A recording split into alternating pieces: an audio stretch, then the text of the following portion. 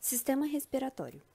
A parte inferior do sistema respiratório, laringe, traqueia, brônquios e pulmões, inicia o seu desenvolvimento na quarta semana com o surgimento do broto laringotraqueal no assoalho da faringe primitiva.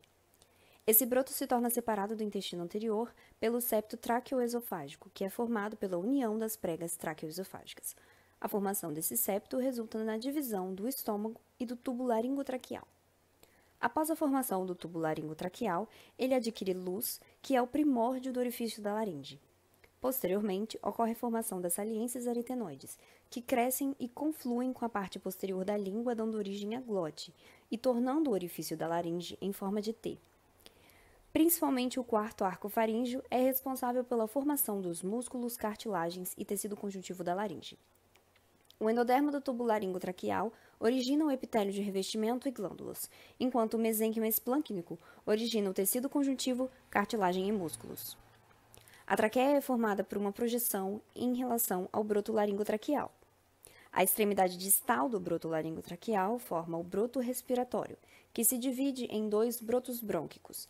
Cada um deles se expande para formar os brônquios principais, que crescem para os canais pericárdio-peritoneais e irão se dividir em brônquios lobares, segmentares e subsegmentares. O desenvolvimento dos pulmões é dividido em 4 estágios. Pseudoglandular, que recebe esse nome pois histologicamente nessa fase o pulmão se assemelha com glândulas exócrinas. Canalicular, quando a luz dos brônquios e bronquíolos terminais fica maior e o tecido pulmonar se torna muito vascularizado. Ao final dessa fase, a respiração é possível. Saco terminal, quando ocorre a formação da barreira hemato-aérea, e os sacos terminais são revestidos pelos pneumócitos do tipo 1 e do tipo 2, sendo que os pneumócitos do tipo 2 são responsáveis pela produção dos surfactantes, entre a 20ª e 22ª semana, que é uma substância que neutraliza as forças de tensão entre ar e alvéolo. Por fim, o estágio alveolar, que é uma fase contínua até os 8 anos de idade, onde há o desenvolvimento dos alvéolos maduros e a expansão dos pulmões. Sistema digestório. O intestino primitivo se forma a partir da porção dorsal da vesícula umbilical, que é incorporada ao interior do embrião com os dobramentos que ele sofre na quarta semana. O endoderma do intestino primitivo dá origem ao revestimento epitelial do trato digestório, exceto nas porções cranial e caudal, que são derivadas do ectoderma da membrana orofaríngea e membrana cloacal, respectivamente.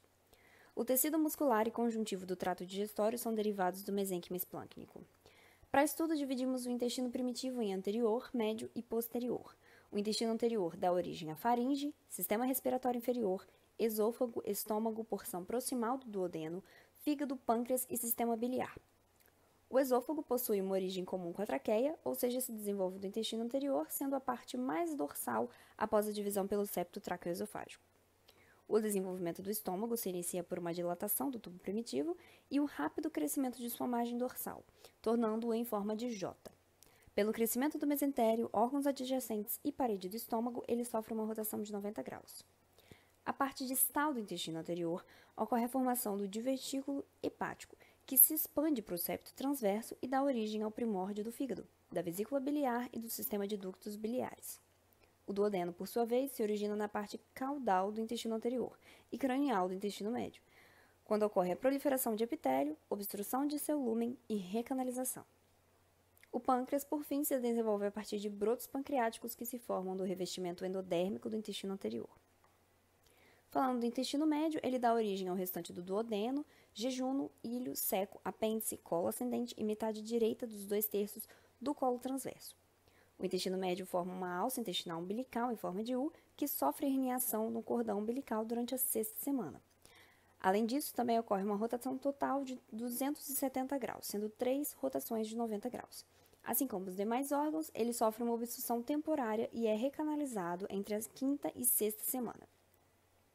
Por fim, o intestino posterior dá origem ao terço esquerdo da metade do colo transverso, ao colo descendente, o colo sigmoide, reto e porção superior do canal anal, já que a porção inferior do canal anal se desenvolve a partir da fosseta anal. A porção caudal do intestino posterior divide a cloaca no seio urogenital e reto, sendo que o seio urogenital dá origem à bexiga urinária e à uretra. O reto e a porção superior do canal anal são separados do exterior pelo tampão epitelial. Essa massa de células epiteliais se decompõe ao final da 8ª semana.